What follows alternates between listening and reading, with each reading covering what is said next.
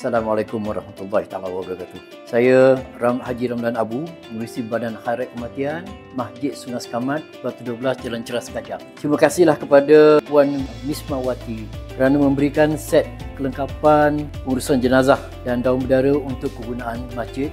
Jadi saya bagi pihak pengurusan jenazah dan bagi pihak pengurusan khairat kematian Masjid Sungai Sekamat mengucapkan ribuan terima kasih. Semoga Allah Ta'ala dimurahkan rezeki kepada pihak keluarga Puan, diberi pengampunan dan diberkati dalam kehidupan. Semoga dengan cara ini Puan dengan keluarga dan seluruh keluarga Tuan Puan akan diberi yang kebaikan. Dengan adanya barang-barang ini, sekurang-kurangnya pihak kami dapatlah mengurangkan kos pengurusan jenazah, dan dengan ini kami mengucapkan ribuan terima kasih sekali lagi kerana kesudian Puan untuk memberikan infakkan set lengkap pengurusan jenazah ini kepada kami. Semoga Allah Ta'ala memberi kebaikan dan seterusnya memberi pengampunan kepada pihak Puan. Assalamualaikum warahmatullahi wabarakatuh.